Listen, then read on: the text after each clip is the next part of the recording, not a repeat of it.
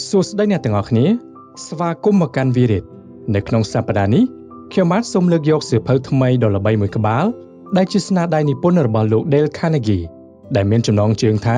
How to Stop Worrying and Start Living ដែលខ្ញុំបាទសូមដាក់ចំណងជើងជាភាសាខ្មែរបែបសង្ខេបខ្លីថាឈប់ខ្វល់ដែលភ្ជាប់មកជាមួយនៅចំណងជើងតូចពីខាងក្រោមថាតិចនិចយកឈ្នះលើក្តីព្រួយបារម្ភខ្ញុំបាទក៏សូមជម្រាបជូនផងដែរថាបទអត្ថាធិប្បាយសង្ខេបនេះគឺមិនអាចជំនួសឲ្យសៀវភៅ Original ដើមរបស់អ្នកនិពន្ធដែលមានកម្រាស់ក្រាស់និងផ្ទុកទៅដោយខ្លឹមសារលម្អិតជាច្រើននោះឡើយក្រុមការងារយើងខ្ញុំសូមជំរុញនិងលើកទឹកចិត្តអ្នកទាំងអស់គ្នាក្នុងការស្វែងរកសៀវភៅដើមរបស់អ្នកនិពន្ធមកអានបន្ថែមដើម្បីអាចពង្រីកចំណេះដឹងដែលកើតមានតាមរយៈបទអត្ថាធិប្បាយដ៏ខ្លីនេះឲ្យកាន់តែស៊ីជម្រៅឡើងថែមទៀតដូច្នេះដើម្បីកុំឲ្យខាតពេលយូរនោះតោះយើងទៅស្វែងយល់អំពីសៀវភៅនេះជាមួយគ្នានៅក្នុងពិភពលោកយើងនេះមានមនុស្សជាច្រើនរងគ្រោះដោយសារជំងឺបាក់ទឹកចិត្ត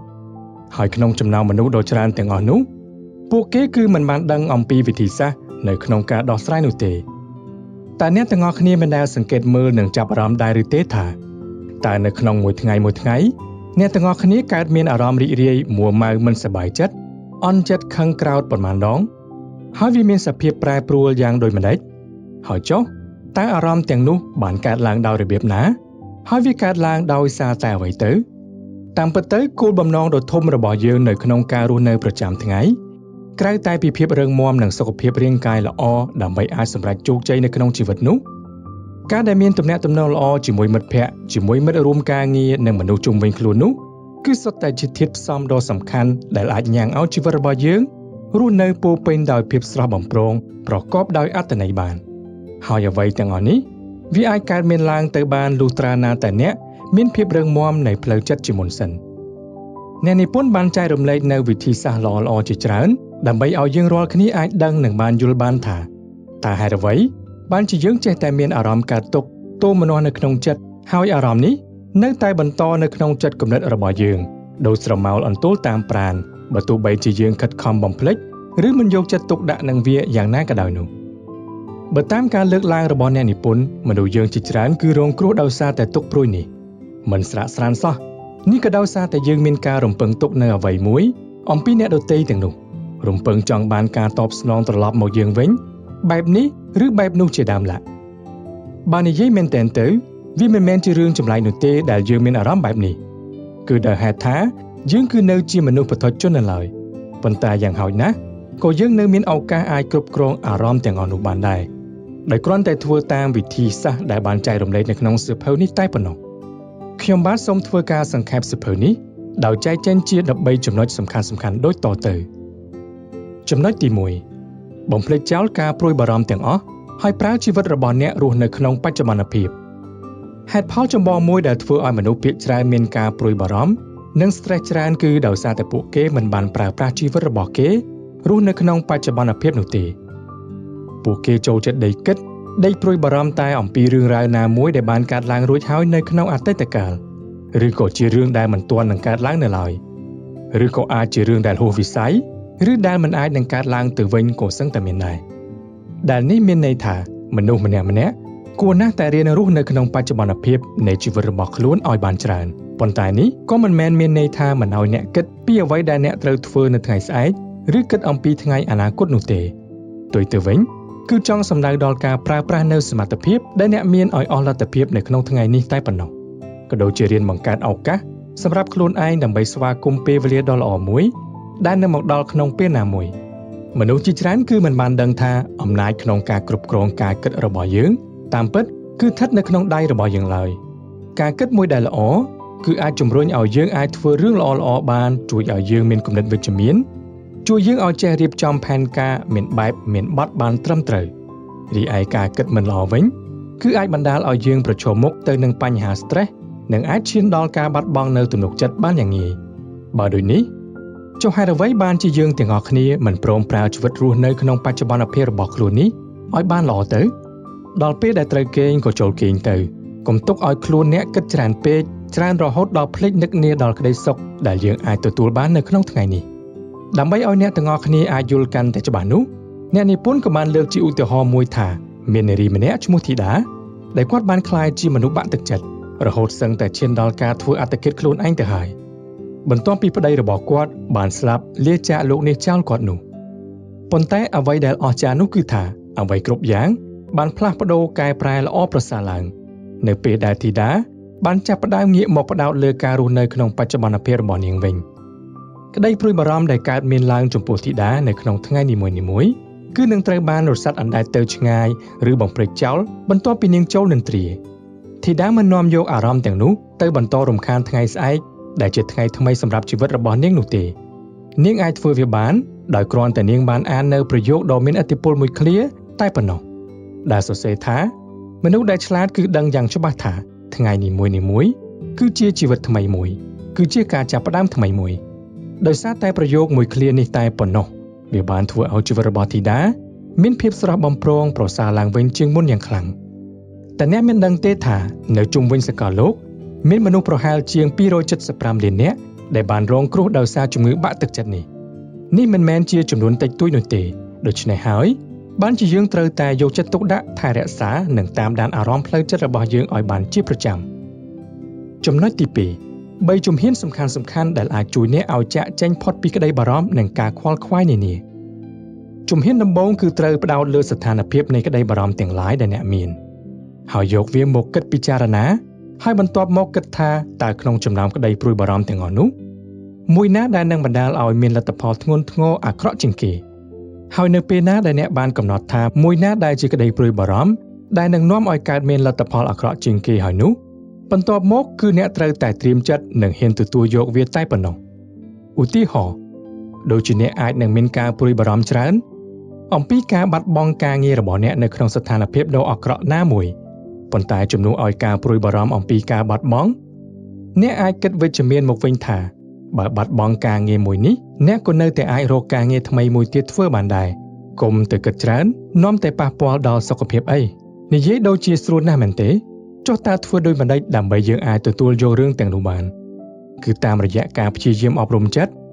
ទៅលើស្ថានភាពនៃក្តីព្រួយបារម្ភទាំងអស់នោះថាវាមិនបានបង្កើតភាពវិជ្ជមានមកឲ្យជីវិតរបស់យើងនោះទេគឺមានតែនាំផលអវិជ្ជមានមកឲ្យយើងតែប៉ុណ្ណោះការអប់រំចិត្តជារឿយៗបែបនេះគឺពិតជាអាចជួយយើងឲ្យចាកចេញពីក្តីកង្វល់និងការព្រួយបារម្ភបានអ្នកអាចដោះស្រាយក្តីកង្វល់និងការព្រួយបារម្ភនានាបានដោយអ្នកត្រូវកយកបញ្ហានោះមកគិតពិចារណាខរកឲ្យឃើញនូវលទ្ធផលដ៏អាក្រក់បំផុតដែលអាចនឹងកើតមានឡើងគព្យាយាមកែប្រែលទ្ធផលអាក្រក់នោះឲ្យអស់លទ្ធភាពធ្វើបានអស់លទ្ធភាពប៉ុណ្ណាចូលទទួលយកវាដោយក្តីរីករាយទុកជាបទពិសោធន៍ទៅថ្ងៃមុខចុះចំណុចទាំង3ខាងលើនេះអ្នកទាំងអស់គ្នាអាចយកទៅអនុវត្តបាននៅពេលណាដែលអ្នកមានក្តីកង្វល់ឬការព្រួយបារម្ភនានាដែលតែងតែញោមញីចិត្តគំនិតនិងសកម្មភាពរបស់អ្នកបានយ៉ាងមានប្រសិទ្ធភាពចំណុចទី3ការព្រួយបារម្ភគឺជាមេរោគដែលធ្វើឲ្យសុខភាពអ្នកចុះទន់ខ្សោយដូចនេះល្មមដល់ពេលត្រូវផ្លាស់ប្ដូរនិងកម្ចាត់វាចោលហើយមនុស្សយើងជាទូទៅព្រួយបារម្ភខ្លាំងតែទៅលើបញ្ហារោគាផ្សេងៗជំងឺដែលគំរាមកំហែងដល់អាយុជីវិតរបស់យើងដូចជាជំងឺអុចស្វាយជំងឺមហារីកជាដើមឡាក់ហើយថែមទាំងចាក់វ៉ាក់សាំងពង្រឹងប្រព័ន្ធភាពស៊ាំរបស់ខ្លួនព្យាយាមតាមដានព័ត៌មានផ្សេងៗផងដើម្បីឲ្យខ្លួនអាចយល់ដឹងពីស្ថានភាពនិងផលប៉ះពាល់ពីជំងឺទាំងអស់នោះប៉ុន្តែយើងកម្រនឹងបានឮឬស្វែងយល់ឲ្យបានស៊ីជម្រៅអំពីបញ្ហានៃជំងឺរ៉ាំរ៉ៃដូចជាជំងឺមានក្តីកង្វល់មានទុក្ខព្រួយបារម្ភនិងការបាក់ទឹកចិត្តនោះទេដែលវាអាចសម្លាប់មនុស្សបានគ្រប់វិនាទី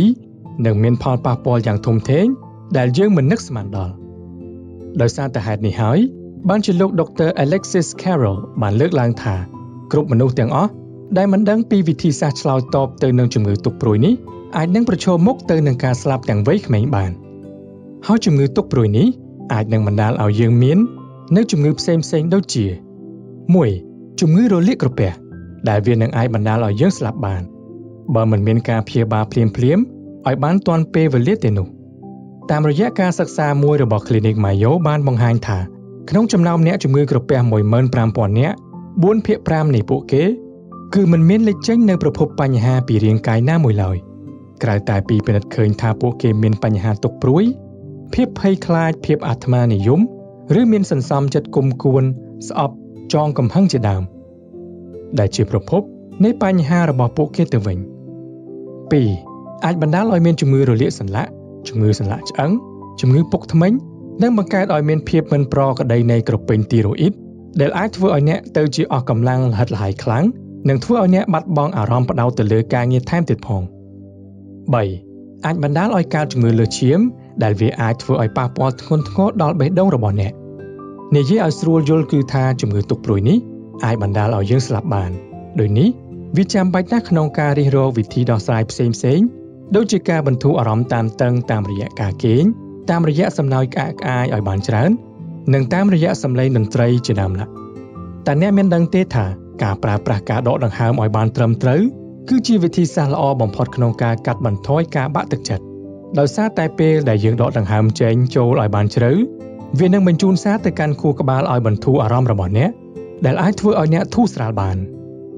ចំណុចទី4ប្រឈមមុខនឹងក្តីកង្វល់ដោយគិតរកវិធីដោះស្រាយដើម្បីជំរះមន្ទិលសៅហ្មងក្នុងចិត្តរបស់អ្នកការដែលយើងរៀនគិតរិះរកវិធីដោះស្រាយក្តីព្រួយបារម្ភឲ្យចេញឆ្ងាយពីយើងគឺអាចធ្វើឲ្យយើងមានអារម្មណ៍ល្អប្រសើរឡើងវិញបានដែលនៅទីបំផុតអ្នកនឹងអាចគិតយល់បានថាតាមពិតទៅវាគ្មានរឿងអ្វីសំខាន់ខ្លាំងដែលយើងត្រូវគិតត្រូវបារម្ភខ្លាំងជាងសុខភាពនិងជីវិតរបស់យើងនោះឡើយការសិក្សាវិភាគអំពីឫសគល់និងលទ្ធផលដែលកើតចេញពីក្តីព្រួយបារម្ភរបស់យើងអាចជួយឲ្យយើងបានធូរស្បើយស្រាកស្រានក្នុងចិត្តថែមទាំងអាចជួយយើងឲ្យធ្វើការសម្រេចចិត្តមួយដើម្បីប្រឈមមុខទៅនឹងវាបានយ៉ាងល្អទៀតផងអ្នកនិពន្ធ Dale Carnegie បានសង្កត់ធ្ងន់ថាដើម្បីអាចដោះស្រាយវិបត្តិនៃក្តីព្រួយបារម្ភបានជាដំបូងត្រូវរកបញ្ហាឲ្យឃើញរកមូលហេតុនៃបញ្ហាបន្ទាប់មករកដំណោះស្រាយណាដែលអ្នកគិតថាអាចធ្វើទៅបានរួចកត់វាទុកមួយដុំបន្ទាប់មកធ្វើអតិភិបដំណោះស្រាយទាំងនោះដោយលុបចេញម្ដងមួយរហូតរកបានដំណោះស្រាយដែលល្អនិងស័ក្តិសមបំផុតសម្រាប់អ្នកវាគឺពិតជាលំបាកណាស់ក្នុងការប្រើប្រាស់ការគិតរបស់យើងឲ្យបានច្បាស់ល្អខណៈពេលដែលផ្លូវចិត្តរបស់យើងកំពុងរវើរវាយហើយមិនអាចផ្ដោតទៅលើអ្វីមួយបាននោះប៉ុន្តែប្រសិនបើអ្នកគ្រាន់តែធ្វើចិត្តឲ្យស្ងប់បន្តិចនោះអ្នកមិនត្រឹមតែអាចជ្រើសរើសសកម្មភាពដែលត្រូវធ្វើបានល្អប៉ុណ្ណោះទេប៉ុន្តែថែមទាំងអាចជ្រើសរើសវាបានល្អបំផុតជាមួយនឹងលទ្ធផលត្រឡប់មកវិញបានគួរប្រសើរទៀតផងសូមកុំព្យាយាមធ្វើការងារច្រើនមុខក្នុងពេលតែមួយអីពីព្រោះថាវាអាចបណ្ដាលឲ្យអ្នកងាយប្រឈមមុខទៅនឹងជំងឺបាក់ទឹកចិត្តនិងធ្វើឲ្យប៉ះពាល់ខ្លាំងដល់សភាពរងថ្លានៃចិត្តរបស់អ្នកនេះបើតាមការលើកឡើងរបស់អ្នកនិពន្ធសៀវភៅនេះចំណុចទី5ត្រូវធ្វើខ្លួនរបស់អ្នកឲ្យរវល់ជាប្រចាំវិធីសាស្ត្រដែលល្អបំផុតនៅក្នុងការបំបែកវដ្តដាក់នៃក្តីព្រួយបារម្ភគឺត្រូវធ្វើចិត្តរបស់អ្នកដោយផ្ដោតទៅលើរឿងផ្សេងមួយទៀតការធ្វើដូច្នេះគឺអាចទប់ស្កាត់កង្វល់និងក្តីព្រួយបារម្ភមិនឲ្យជ្រៀតចូលក្នុងខ្លួនរបស់អ្នកបានបើបកស្រាយតាមរយៈចិត្តសាស្ត្រវិញនៅពេលណាដែលចិត្តរបស់យើងរវល់តែគិតផ្ដោតទៅលើសកម្មភាពឬកិច្ចការណាមួយនោះចិត្តរបស់យើងនឹងលែងមានកន្លែងទំនេរសម្រាប់គិតខ្វល់ខ្វាយឬព្រួយបារម្ភនឹងរឿងដែលកំពុងតែធ្វើឲ្យយើងកើតទុក្ខខ្វល់ខ្វាយនោះទៀតហើយចំណុចទី6ដាក់ជាសំណួរថាតើវាពិតជាអាចកើតមានឡើងមែនដែរឬទេចំពោះអ្វីដែលយើងកំពុងតែព្រួយបារម្ភនោះសួរខ្លួនឯងទៅមើលថាតើរឿងឬសកម្មភាពដែលអ្នកកំពុងតែកើតទុក្ខជាមួយទាំងអស់នោះអាចនឹងកើតឡើងដែរឬទេបើយោងតាមច្បាប់មធ្យមភាគភាគច្រើននៃអ្វីដែលយើងព្រួយបារម្ភកើតទុក្ខជាមួយនោះគឺកម្រណាស់ថានឹងកើតមានឡើងឧទាហរណ៍ជាក់ស្ដែងកាលពីពេលដែលអ្នកនិពន្ធនៅពីតូចគាត់ខ្លាចរន្ទះបាញ់គាត់ណាស់រាល់ពេលដែលមានភ្លៀងធ្លាក់មានផ្គររន្ទះនិងមានផ្លេកបន្ទោជាដើមហើយតែងតែព្រួយបារម្ភថាគាត់អាចនឹងត្រូវបានគេយកទៅកប់ទាំងរស់ទៀតផងច្រើនឆ្នាំក្រោយមកទើបគាត់គិតថាហេតុអ្វីក៏គាត់ឆោតខ្លាំងម្ល៉េះបើយោងទៅតាមច្បាប់ជាមធ្យមភាគគឺថាវាសឹងតែមិនអាចកើតឡើងសោះតែម្ដងដូច្នេះយើងអាចពិចារណាបានថាតើរឿងដែលយើងកំពុងតែព្រួយបារម្ភនោះតើភាគរយនៃការកើតមានឡើងមានកម្រិតខ្ពស់ប៉ុណ្ណាជាជាងដេកចាំតែកើតទុក្ខបារម្ភថាវានឹងកើតឡើងយ៉ាងនេះឬយ៉ាងនោះអីបើយើងអាចធ្វើដូចនេះបានយើងនឹងអាចបំបែកក្តីកង្វល់ទុក្ខព្រួយអារម្មណ៍វិលវល់ទាំងអស់នោះបានយ៉ាងងាយចូលធ្វើវាជារឿយៗនៅពេលដែលអ្នកជួបនៅក្តីកង្វល់មិនយូរមិនឆាប់វានឹងក្លាយទៅជាទម្លាប់ដ៏ល្អរបស់អ្នកក្នុងការគ្រប់គ្រងក្តីកង្វល់និងទុក្ខព្រួយរបស់អ្នកយ៉ាងមានប្រសិទ្ធភាពម្យ៉ាងទៀតយើងអាចរៀនទទួលយកអ្វីដែលយើងមិនអាចកែប្រែបានហើយប្រើការរស់នៅជាធម្មតាប្រចាំថ្ងៃរបស់យើងដើម្បីយល់ពីអ្វីទាំងអស់នោះតាមបែបផែនរបស់វាទៅកុំចាំបាច់ទៅចំណាយកម្លាំងដើម្បីកែប្រែស្ថានភាពអ្វីមួយដែលយើងមិនអាចកែប្រែបានធ្វើអីចំណុចទី7ចោទសួរខ្លួនឯងទៅមើលថា តើការដែលអ្នកកើតទុកនេះវាមានតម្លៃធំធេងប៉ុណ្ណាដោយហេតុថាមនុស្សភាគច្រើនតែងតែខ្ជះខ្ជាយពេលវេលាជាមួយនឹងក្តីកង្វល់ដែលតាមពិតទៅវាមិនសមនឹងតម្លៃដែលត្រូវខ្វល់ខ្វាយដល់ម្លឹងសោះហើយវាជាការពិតកាលណាដែលយើងកាន់តែខ្វល់ខ្វាយនោះយើងនឹងរឹតតែមានអារម្មណ៍មិនស្រួលស្រណុកក្នុងចិត្តកាន់តែខ្លាំងឡើងដែរកាន់តែគិតគឺកាន់តែខ្វល់និងកាន់តែកើតទុក្ខដូច្នេះហើយត្រូវសួរខ្លួនឯងថាតើការចំណាយពេលវេលាខ្វល់ខ្វាយព្រួយបារម្ភកើតទុក្ខមិនសុខចិត្តទាំងអស់នោះមានតម្លៃប៉ុណ្ណាហើយវាស័ក្តិសមនឹងតម្លៃនៃការខ្ជះខ្ជាយទាំងពេលវេលានិងទឹកចិត្តរបស់អ្នកដែរឬទេចំណុចទី8រៀនផ្លាស់ប្ដូរឥរិយាបថរបស់អ្នកហើយបន្តដំណើររបស់អ្នកទៅរកសុភមង្គលយើងរាល់គ្នាសុទ្ធតែធ្លាប់បានឮពាក្យថាសុភមង្គលនៅក្នុងជីវិតគឺជាជម្រើសរបស់យើងពិតជាអាចជ្រើសរើសបានវាគឺស្ថិតនៅលើការសម្រេចចិត្តរបស់យើងតែម្នាក់គត់យើងបានយល់យ៉ាងច្បាស់អំពីការនេះប៉ុន្តែចុះចំណាយក្តីកង្វល់និងទុកព្រួយវិញតើយើងអាចធ្វើការជ្រើសរើសបានដូចជាសុភមង្គលដែរឬទេពិតណាស់ក្តីកង្វល់និងក្តីទុកព្រួយក៏ជាជម្រើសដែរវាគឺស្ថិតនៅលើការសម្រេចចិត្តរបស់យើងដូចគ្នាដោយហេតុថាយើងមានអំណាចក្នុងការផ្លាស់ប្ដូរការគិតរបស់យើងបានប្រសិនបើយើងពិតជាមានការតាំងចិត្តក្នុងការផ្លាស់ប្ដូរវានោះក្តីកង្វល់និងទុកព្រួយនឹងមកលេងយើងម្ដងម្កាលឬញឹកញាប់ឬមិនមកលេងយើងសោះតែម្ដងក៏មានវាអាស្រ័យទៅលើអ្នកខ្លួនឯងថាតើអ្នកចាំបើកទ្វារចិត្តទទួលយកភ្ញៀវប្រភេទនេះឲ្យចូលមកក្នុងចិត្តរបស់អ្នកដែរឬក៏យ៉ាងណាមានវិធីសាស្ត្រជាច្រើននៅក្នុងការបង្កើតផ្នត់គំនិតមួយដែលអាចធ្វើឲ្យយើងសប្បាយរីករាយហើយមានសន្តិភាពផ្លូវចិត្តទៀតផងវិធីសាស្ត្រទាំងអស់នោះមានដូចជា 1. ជ្រើសរើសយកការគិតវិជ្ជមានជាងការគិតអវិជ្ជមានទស្សនវិទូដ៏ល្បីម្នាក់គឺលោក Marcus Aurelius នៅសម័យអាណាចក្ររ៉ូមបានលើកឡើងថាជីវិតរបស់យើងគឺដំណើរការទៅបានដោយសារតែការគិតរបស់យើងមានន័យថាប្រសិនបើយើងគិតតែពីភ័យខ្លាចនោះជីវិតរបស់យើងប្រកាសជាពោរពេញទៅដោយការភ័យខ្លាចមិនខានឡើយតែបើយើងគិតអ្វីដែលនាំមកនូវភាពសប្បាយរីករាយនោះជីវិតរបស់យើងក៏នឹងសប្បាយរីករាយទៅតាមនោះដែរដោយហេតុនេះហើយបានជាអ្នកត្រូវគ្រប់គ្រងការគិតរបស់អ្នកឲ្យបានល្អជាពិសេសនោះគឺត្រូវគិតវិជ្ជមានឲ្យបានច្រើនសូម្បីតែចំពោះរឿងរ៉ាវដែលយើងមិនអាចគ្រប់គ្រងមិនអាចកែប្រែបានផងដែរបើតាមការបង្រៀនរបស់ព្រះពុទ្ធអង្គវិញអ្នកកើតទុក្ខហាក់បីដូចជាកំពុងតែអោបរងើកភ្លើងដ៏ក្តៅរស់រាលផ្អឹបជាប់នឹងដើមទ្រូងរបស់ខ្លួនយ៉ាងដូច្នោះដែរប្រសិនបើមាននរណាម្នាក់បានធ្វើឲ្យអ្នកខឹងសម្បារឬកើតទុក្ខរីងរៃនោះសូមគិតថាគេបានប្រគល់រងើកភ្លើងដ៏ក្តៅនោះមកឲ្យអ្នកដូច្នេះវាគឺជាជម្រើសរបស់អ្នកថាតើអ្នកទទួលយកវាមកអោបផ្អឹបជាប់នឹងដើមទ្រូងរបស់អ្នកឬប្រគល់ត្រឡប់ទៅម្ចាស់ដើមគេវិញដើម្បីឲ្យគេជាអ្នកអោបរងើកភ្លើងនោះវាគឺសុទ្ធតែជាជម្រើសរបស់អ្នកបើអ្នកមិនទទួលអ្នកអាចនឹងគេងលក់ស្រួលមិនឡើងសម្ពាធឈាមដែលនឹងអាចគំរាមកំហែងដល់សុខភាពនិងជីវិតរបស់អ្នកទៀតផង 2. កុំរំពឹងការតបស្នងត្រឡប់ពីនរណាម្នាក់មនុស្សយើងម្នាក់កើតមកគឺសុទ្ធតែមានទឹកចិត្តល្អបរិសុទ្ធទាំងអស់ប៉ុន្តែទឹកចិត្តល្អបរិសុទ្ធទាំងអស់នោះបានប្រែប្រួលទៅតាមបរិយាកាសសង្គមដែលយើងរស់នៅនិងឥទ្ធិពលនៃមនុស្សសំខាន់ដែលជិតដិតនឹងយើងលក្ខខណ្ឌសង្គមទាំងអស់នេះហើយភាគច្រើនបានបង្រៀនឲ្យយើងធ្វើទង្វើល្អទៅកាន់អ្នកដទៃដោយសម្លឹងចង់បានការតបស្នងឬផលប្រយោជន៍អ្វីមួយត្រឡប់មកវិញទោះតិចឬក៏ច្រើនទៅតាមលោភៈនិងការជាប់ជំពាក់របស់មនុស្សម្នាក់ដូច្នេះប្រសិនបើយើងមិនបានដឹងពីរឿងនេះហើយយើងរស់នៅដោយរំពឹងការតបស្នងរបស់អ្នកដទៃចំពោះទង្វើល្អណាមួយដែលយើងបានធ្វើទៅលើគេនោះមានន័យថាអ្នកបានប្រគល់ជីវិតនិងវាសនារបស់អ្នកឲ្យគេជាអ្នកកំណត់ហើយជីវិតរបស់អ្នកជារឿយៗនឹងជួបប្រទះនៅរឿងខកចិត្តតូចចិត្តនិងអស់សង្ឃឹមជាច្រើន 3. រៀនសាទរមានក្តីអំណរចំពោះអ្វីដែលអ្នកទទួលបាន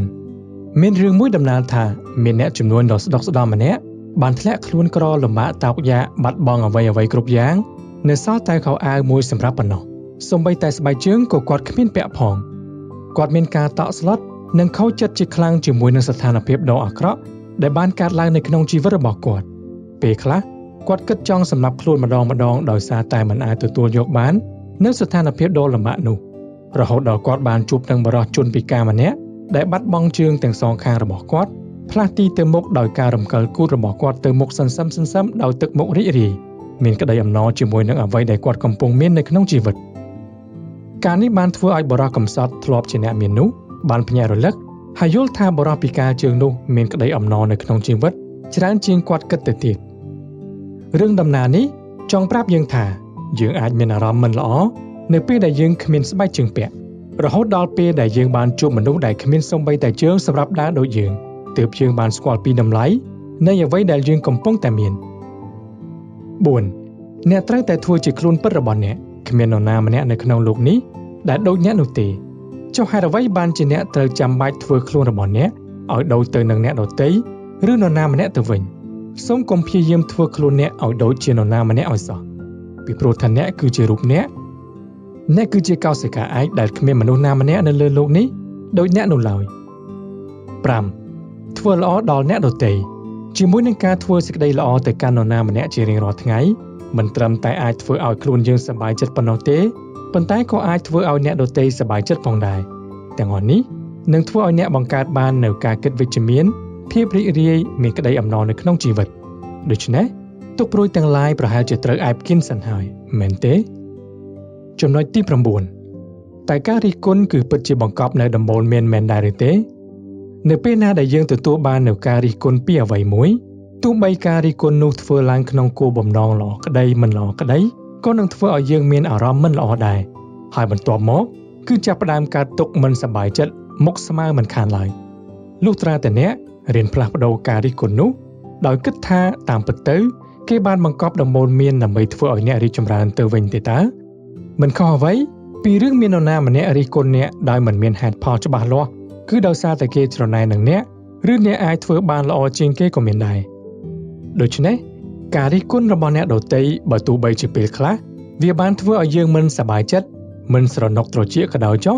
សូមព្យាយាមទប់ចិត្តយកពាក្យទាំងនោះមកគិតពិចារណាដើម្បីកែលម្អចំណុចខ្វះខាតរបស់ខ្លួនឯងទើបជាការប្រសើរចំណុចទី10ត្រូវរៀនគិតថាមនុស្សមិនល្អឥតខ្ចោះនោះទេកុំព្យាយាមដាក់សម្ពាធដល់ខ្លួនឯងខ្លាំងពេក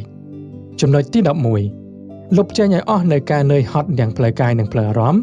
ហើយធ្វើឲ្យខ្លួនឯងរីកចម្រើនទៅមុខជានិច្ចតាមរយៈការសិក្សាមួយបានបង្ហាញថាខួរក្បាលរបស់មនុស្សយើងជាទូទៅ